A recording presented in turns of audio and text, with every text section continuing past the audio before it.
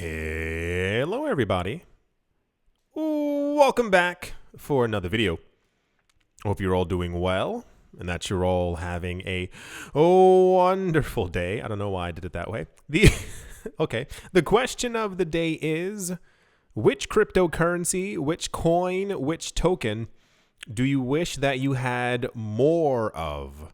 A lot of times I find myself there are certain coins I wish I had more of, I wish I had bought more of, or plan to buy more in the future. And without any further ado, let's jump right into it. As always, the beginning of the video, it is always nice to see that the optimism remains in the market.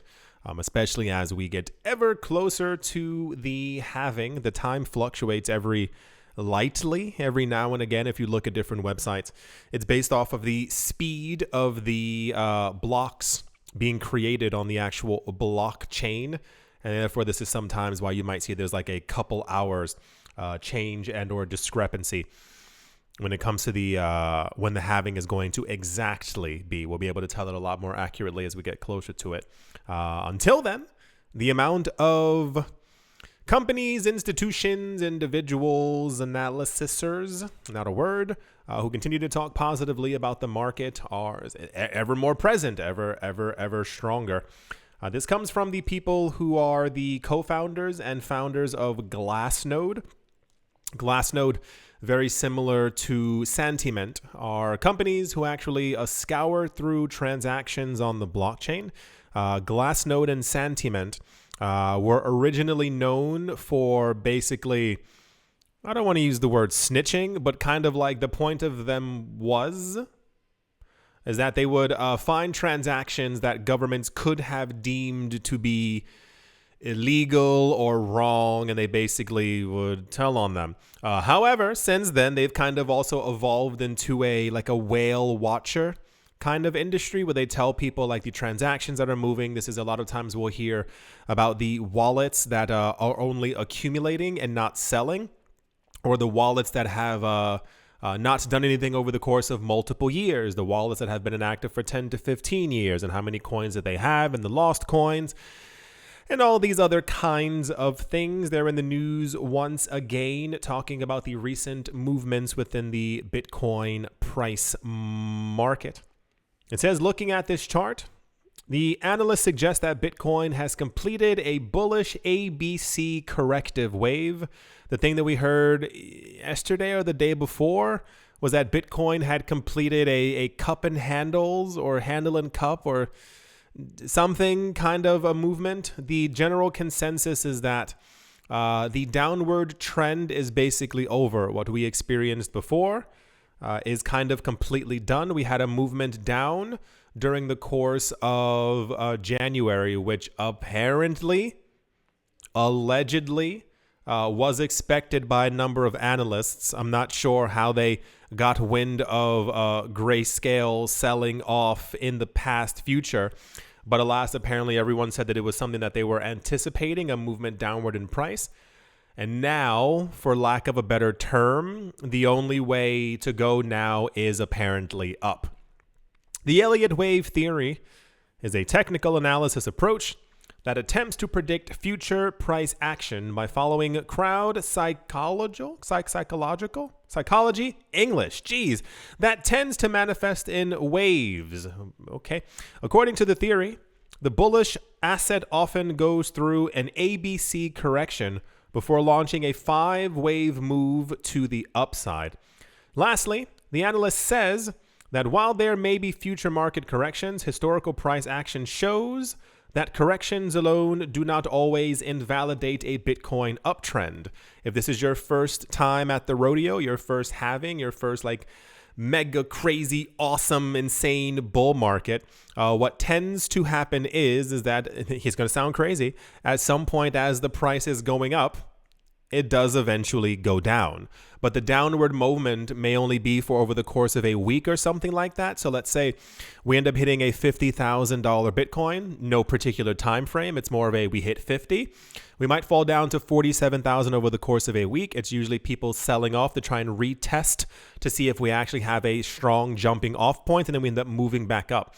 If you look at the charts from 2016, 2017, and you zoom out, it's just going up. But if you zoom in and you look at the individual months and the individual seasons, you'll see that at some points we moved sideways for like 3 or 4 weeks and then began our movement back up again. Therefore, prices going down for a small amount of time does not invalidate the general course of the uptrend of where the price is going to go. They said, and I quote, "Remember the massive pullback in Bitcoin in January 2024? Try to see if you can spot it here. Bitcoin now is close to surpassing the levels from the intro of the BTC ETF. Major rallies are accompanied with large pullbacks. That's the name of the game. Embrace it, or don't put your money into crypto." That's what I always say. If the market becomes too much for you, don't feel embarrassed to leave. The cryptocurrency market is rough. RUFF. It is quite intense. It says, but it does not mean that the entire trend has shifted. The rally in Bitcoin and crypto is far from over. And here's the actual chart that they've supplied right here. It's a bit difficult to see. Even when I tried to expand it, it didn't really help. For those of you who aren't looking, hold on. This candle represents the January pullback. That's remember when prices were going down and we were like, oh my gosh, I can't believe it. That's right here. And it's not even red. It's like green with I don't know what that candle is called, what the line is at the bottom of the candle and not at the top of it. So yeah, always, every single day, multiple times, there's a lot of bullish news as to where the market is, where the market is going. The price predictions will not stop. They're now penduluming anywhere between 75 to 100,000 by the time we hit the halving. It's about a month and 9 days or something like that at this point. It's a little insane to think of how quick time is going. I remember, of course it was last year, but I remember seeing a thing that said 160 days away. And I was like, wow, that's going to take forever. Look at us now. That's the optimism, price movement up news we will see in the future times. And yeah. Let's move on. In popular crypto news, and I assume I know why it was popular, I'll go over it in a little tiny bit. The Zimbabwean government is planning to launch what they're calling a structured currency. For those of you who have never watched a documentary, have never heard anything about Zimbabwe and or their currencies, they are part of a long list of countries that have been, excuse my French here, have been marred by corruption. And as such, in times where government leaders and central bankers should have known to not print more money, they kept on doing it. And even the image right here is the famous $100 trillion note, piece of paper, fiat currency that was issued by the country, where people needed, baskets full of these to be able to buy eggs and to buy all these other things. And since then, a lot of other countries have, you would assumption very strongly that other countries would have seen what they've gone through or what they did or what happened. But nope, other countries have done the exact same thing as Zimbabwe. And since then, now they're saying that they're turning over a new leaf and that they're going to be creating a brand new currency. The problem is that this is, of course, this has happened before. This is not the first time. This isn't anything revolutionary. I think it became popular within the cryptocurrency space because we've been seeing quite recently, more actively in the news, that a lot of countries whose fiat currencies are or were already garbage, a lot of people in these countries, we're seeing like a massive uptick in the amount of Bitcoin buying within those borders. We're also seeing it's Argentina, it's Turkey, it's Ecuador, and there were 2 other countries that were like, we heard like really, really strong buying of Bitcoin. We also heard recently that a number of people are terrified in other countries of using their fiat currency. So they're swapping everything into Tether and into other stable coins just to have some type of stability when they're actually using their currencies, because many Latin American and African countries tend to have like a 40% inflation rate, sometimes month on month. I know it's nearly impossible to understand that, but imagine your currency inflating by 40% every single month. I don't know if you also saw as well where the European Central Bank had a literal tantrum on Twitter, which I think was one of the best things literally like, a lot of agencies, a lot of governments, a lot of countries are trying to fight back actively against Bitcoin. There's 2 other African countries in the last month who also announced that, like, not that it's banned, wink, but like the people are discouraged from using it. You can't trade in it. You can't do this with it. It's not legal tender. Like, they've gone to make sure, like, to reiterate how terrible and evil and awful and wicked that it is during the course of the massive amount of interest and inflows that we've seen just only to BlackRock and Fidelity, not even including the other ones because the number, expands even further. But when you, as a country who's had terrible economic policies for like generations, think about that. Every generation has grown up with your corruption and your terrible policies, to see that there is an alternative that no one specifically owns. So even when you see something along the lines of like Tether and you're like, I trust this company that's been around for 7 years more than I do my government, or you hear people say, no, we're investing or buying Bitcoin because we believe that it's better than even holding the US dollar in Latin American and African countries and Southeast Asian countries and in Europe and in the Americas. It's very significant, but it's also something that people don't pay attention to because a lot of people tend to just focus on the happenings within the United States and sometimes within Europe. So if you don't hear that these currencies are collapsing, you don't understand the significance of these other world currencies that are completely slamming into the ground. And this is why this news story is here, because the government has announced that, you know what, now we're going to shape up. Now we're going to make sure that our currency doesn't collapse. And they're going to be trying to create something called a structured currency. Some commentators and social media users have expressed skepticism, of course, over the government's latest currency plans. The Zimbabwean finance minister, his name is Mutuli Ncube, has said his government plans to halt the local currency's freefall by linking it to gold and establishing a currency board. I'm sure that's going to work out. Ncube said these measures could permanently end the local currency's volatility. That's not how it works.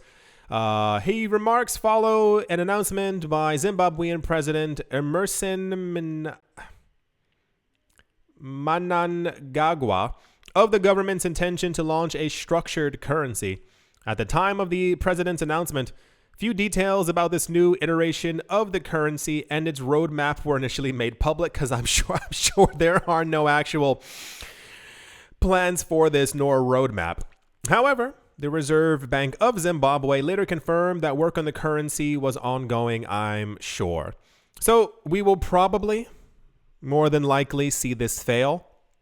You would need, and you do need, a substantial, a significant, a massive hoard of gold to be able to sustain a currency. It's not simply that the government begins to buy gold. You need to also have like several 50, 100 plus billion dollars worth of gold to be able to have like a currency that would be relatively stable, especially as gold's price doesn't move. So it's going to be nothing but stable, huh? Boom, boom. Anyway, yeah, Very interesting. We're seeing this massive movement of governments right now trying to do whatever they can. And I was going to say, I wonder why there isn't more of an embrace for change, but I've seen more than enough documentaries to let me know why. The people in power, the only reason, now this isn't, hand in the air, screaming revolution, but it's more of the people in power are only in power because they create the money. They keep people at bay with the currency. And there are many places on this planet who have found it quite easy to be able to keep a population under control by moving around money and or by not giving them money or giving only certain people money.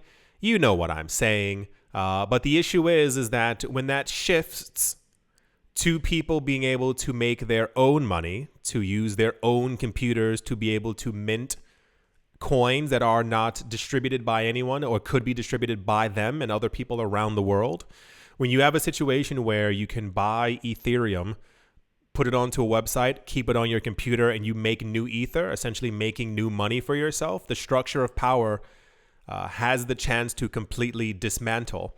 So once again, if you get a chance, find the European Central Bank completely freaking out about Bitcoin.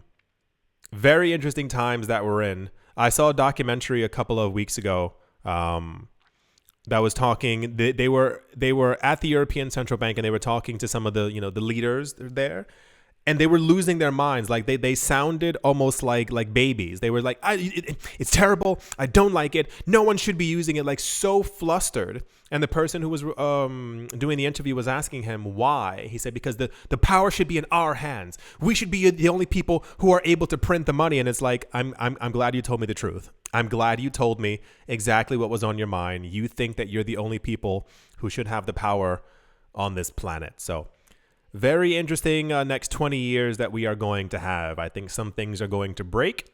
And if we are smart enough, we'll be able to rebuild it a lot better. That's the structured currency. Good job on that one, because you guys hasn't worked out before. Yeah? Let's move on. Also in the news is Citibank. It says multinational financial services giant Citibank has announced on Wednesday that they're experimenting with tokenized securities on a blockchain.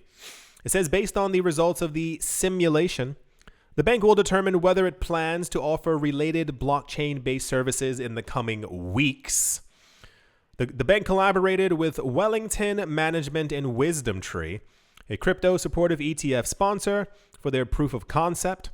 The latest test, according to Bloomberg, was them using Avalanche. Yeah, a smart contract platform whose native coin, AVAX, is the 10th largest coin on the market. So for years, we've gotten news that banks and institutions were planning on getting into blockchain. And I had to continuously tell people just because it's blockchain does not mean that it's Bitcoin, does not mean that it's Ether, does not mean that it's XRP. You can create your own private blockchain. And that's what a lot of governments and companies tried doing years ago, thinking that the public would also flock to them. It's similar to in 2017, where all these companies, publicly listed companies, were adding the word blockchain to their name and their stock prices were going up by 5x because most people don't have brains. So a lot of these companies have announced over the years that they're getting into blockchain, but it usually is like a private, centralized chain that they own themselves. So the news being that they're actually testing out Avalanche, which may not be the most decentralized, because there are a lot of, I've noticed a lot of banks and institutions who are using Avalanche or talking about using Avalanche, which usually lets me know that they probably had a hand in its creation. Now, listen, I don't know explicitly, but it's more of over the last 8 years of being in this market, I've seen where the institutions tend to throw their money at nearly instantaneously. It would make a lot more sense as a company to want to go after an established, like you've been around for 9 years, established blockchain, as opposed to something that's been out for a year or two that would not have as much trust as another chain. So a lot of times we have seen these institutional chains pop up. There's a lot of venture capital funding behind them. I don't know if Avalanche is one of them, but the way that I've seen people talk about Avalanche and the partnerships that they have, you know, that like there's a reason why Citibank would be choosing Avalanche. That's kind of what I'm alluding to. Irrespective of all of that, it is still quite fascinating to hear this level of adoption that we've been seeing. And also, yeah, I think that's probably just about all of it from there. We will definitely be getting news if Citibank ends up using Avalanche. I looked around. Now, I'm sure someone can help me with this. I remember hearing that Avalanche is meant to be a semi-scaling solution for Bitcoin to help it process transactions, and it does all these other things when connected to Bitcoin. But I was looking around for exactly what it does, and I found a lot of websites basically saying like, it's a scaling solution. It does this. It's perfect for this. Real world capabilities, real world uses, and I was like, but for what? What is a real world use case? What are you doing? What are you using? How are you? You understand what I'm saying? I can make a website and say, well, I'm using real world use cases and I'm doing what exactly? Okay. So yeah, I remember from a while ago that Avalanche is meant to be closely tied to Bitcoin in some sort of way, but I never hear that connection anymore. It's more of a Avalanche on its own, but we also don't hear about Avalanche that often in the news either. So cool. Citibank, among many other institutions, are going to be using blockchain. It's just a matter of if they're going to be using decentralized blockchains, because, you know, that's the more important one. That's the Avalanche news. And yeah, let's move on. Also in ever so slightly confusing news, we got some like Bitcoin update stuff that's kind of going on. It says, as Bitcoin developers experiment with features and upgrades that increasingly resemble the blockchains like Ethereum, some programmers are pushing for a revival of a piece of code that existed on the network a number of years ago. The BIP, the Bitcoin Improvement Proposal, aims for a new version of something called OPCat. Introduced in October. If you know what OP is, and then like the word cat, it sounds funny. Okay. Introduced in October. It aims to restore functionality that was available in earlier versions of Bitcoin software, but was removed by Satoshi Nakamoto in 2010.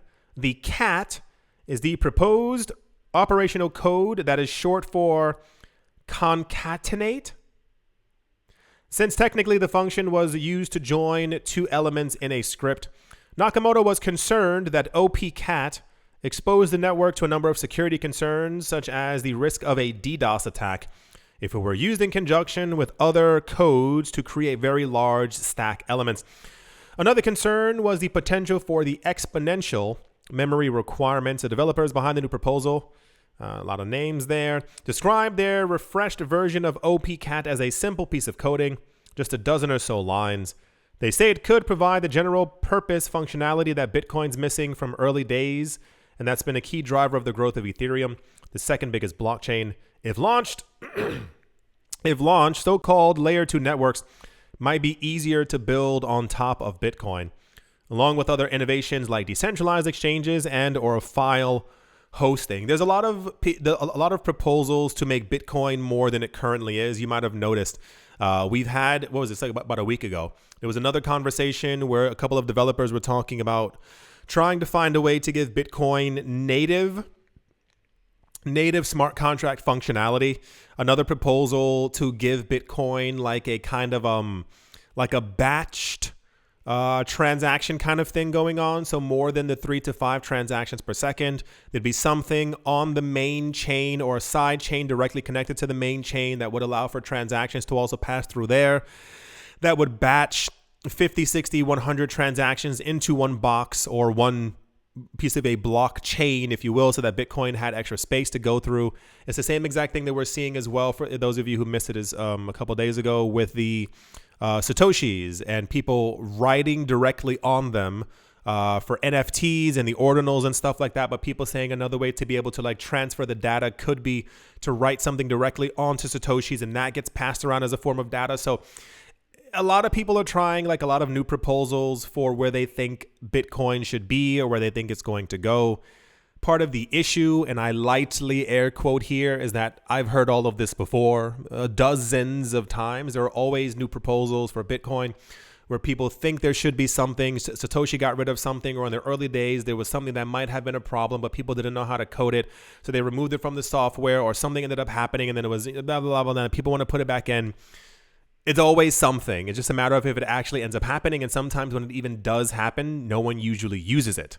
That's also been a very big thing, because I think so many proposals have been thrown out there, and it's never, in my view, a lot of times I've seen that some of these aren't for like the greater good of Bitcoin. I think people just want recognition that they built something on top of Bitcoin, or they can say that there is a functionality that other people can use, even though it might be too difficult for them to actually code and or want to actually, you understand? So like it's kind of a lot of things like that. So yeah, there's a lot always happening with Bitcoin. Part of the argument is, if you haven't caught the drift, is that no one wants to do anything directly on Bitcoin. The idea is to always have all the functionality and other things be put on top of other layers to actually leave the core alone. Because if nothing is wrong with the core, if the code is down packed, there's no issues with it, and you start tampering with it 15 times a year over the course of 10 years, that's 150 times, there's probably going to be an issue that arises. So if you make layer 2s and you have all the functionalities that XRP has, Cardano has, Ethereum has, but on layer 2 solutions or on side chains, if those go wonky and fall apart and break, well, it hasn't affected the main chain. Because at some point, someone will make a mistake, and it might end up hurting the actual blockchain. And when you talk about trillions of dollars at stake, you can't make any mistakes anymore. So cool. If this actually ends up going through, I guess it'll be kind of cool. I think one of the main thing that Bitcoin probably needs is just more, this is my viewpoint, is just more Lightning Network functionality. I don't think many people are falling over themselves because they want Bitcoin to have smart contracts. I'm sure there's one person listening. I wasn't talking specifically about you. The average person would just be using it for a form of payment. Like the 99% of people would be using it, and they want simply faster, quicker transactions with a lower transaction fee. Over the course of a 5-year period, if you have another layer 2 solution that gives proper file sharing, file hosting, you can have other decentralized exchanges on top of Bitcoin, people will use it. It's just a matter of just build it properly. Nothing really needs to be rushed, because other people will use it, but it's not going to be the main reason why they're going to use the blockchain. This is why a lot of other times you'll hear about altcoins who are like, we have this update, or this is going to happen, and then no one uses it, is because it's not what the public wants. There are tons of functionalities for even email that we have now, but normal people just want to send emails. I'm not thinking about being able to have a social media platform on my email thing. I don't want to have to know my friends' birthdays through my email. All these other things are completely, they're bloated and they're not as needed. But yeah. So if this does end up happening, I assume there's going to be a vote or something along those lines. If it does end up happening and goes off without a hitch after all the other test nets and stuff like that. And then usually what also ends up happening is that Litecoin ends up getting it first. We'll see if it works. Absolutely fantastic. And then Bitcoin gets it. And then we hear how more amazing our Bitcoin is and all these other things and all these other functionalities that only a very small fragment of people will actually be using, as the other 99% of people are using it to buy apartments and yachts and whatever people buy with Bitcoin. Cool. Yeah. That's the OP-Cat upgrade for Bitcoin that they're trying to get going. If it's only, a couple dozen lines of code, and other people have tested it out and it works, why not? Go for it. Yeah, I think that's going to do it for this video. I do sincerely hope that you have all enjoyed. I do hope that you all are having a great day. Morning, afternoon, evening, wherever you are, wherever the heck you might be. I do hope it is absolutely fantastic. Thank you all once again for watching, listening, liking, commenting, and or supporting. And I will most certainly be talking to you all soon. See you.